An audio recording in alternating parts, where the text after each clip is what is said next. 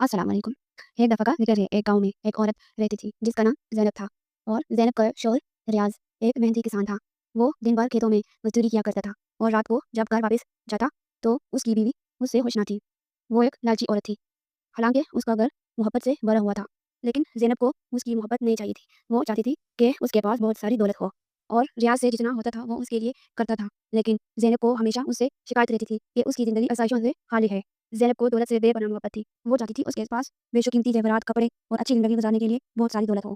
जब भी गाँव की कोई औरत नए कपड़े या नए ज़ेवर पहनती या चूड़ियाँ पहनती, तो ज़ैनब हसद से जल जाती और रियाज़ से ये तकाज़ा करती कि वो भी उसके लिए ये सब ले आए। लेकिन रियाज़ बेचारा एक किसान था, उसके पास इतने पैसे कहाँ से आते? और रियाज़ हमेशा ज़ैनब को समझाने की कोशिश करता कि खुशी दौलत से नहीं बल्कि कनात से आती है। लेकिन ज़ैनब के दिल में दौलत की आग दिन-ब-दिन बढ़ती जा रही थी। वो चाहती थी कि किसी भी तरीके से हमारे पास बहुत सारी दौलत आ जाए। एक दिन ज़ैनब को एक फ़कीर मिला जो कि एक पुराने कपड़ों में मलबूस था। फ़कीर ने ज़ैनब को कहा कि मुझे खाने के लिए कुछ दो। ज़ैनब ने गुस्से में आकर कहा कि मेरे पास कुछ नहीं है, जाओ खुद जाकर कमा लो। फ़कीर ने ये सब सुना और कहा कि क्यों ना मैं तुम्हें एक ऐसा राज़ बता सकता हूँ कि जिसकी वजह से तुम बहुत दौलतमंद हो सकती हो। और फिर ये सब सुनकर ज़ैनब की आँखों में चमक आ गई और उसने फ़कीर से जल्दी से पूछा कि कौन-सा राज़ है वो? फ़कीर ने जवाब दिया, अगर तुम जंगल में एक मखसूस दरख्त के नीचे जाओ और वहाँ जाकर ज़मीन खोदो तो तुम्हें एक खजाना मिलेगा।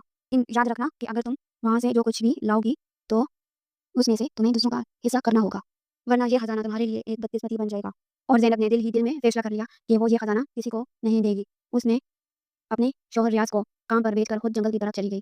जंगल में पहुंचकर ज़ैनब ने वो दरख्त ढूंढा जो कि उसे एक फ़कीर ने बताया था और उसने फिर ज़मीन खोदनी शुरू की। थोड़ा-सा खोदने के बाद उसे एक मिट्टी का घड़ा नज़र आया जो कि जवाहरात से भरा हुआ था। फिर ज़ैनब उसे अपने घर ले आई और उसने दिल ही दिल में सोचा कि मैं इस सब को बेचकर अपने लिए एक आसाइशों जैसी ज़िंदगी खरीद लूँगी। और वो घर आई और उसने दूसरे दिन बाज़ार जाकर सब कुछ बेच दिया और अपने लिए कपड़े वगैरह, ज़ेवरात और बहुत सारा सामान लिया। और जब घर वापस आई तो अपने शौहर को बहाना बना दिया कि ये मुझे एक दोस्त ने ले दिया है। कुछ दिन गुज़रने के बाद उसे उसके साथ अजीब-व-गरीब वाक़यात पेश आने लगी। खाने की चीज़ें खुद बहुत गायब हो जाती, उसे अजीब-अजीब ख्वाब आते रात को और उसका बना हुआ खाना भी खराब हो जाता था। और रियाज़ ने कई बार ज़ैनब से पूछा कि इतनी दौलत अचानक से कहाँ से आई? और फिर ज़ैनब उसके आगे रोज़ एक नया बहाना बना लेती थी। एक रात ज़ैनब को अपने कमरे में एक साया नज़र आया। वो खौफ से चीखने लगी, लेकिन साया आहिस्ता-आहिस्ता वाज़िह होने लगा। वो वही फ़कीर था जिसने उसे खज़ाने के बारे में बताया था।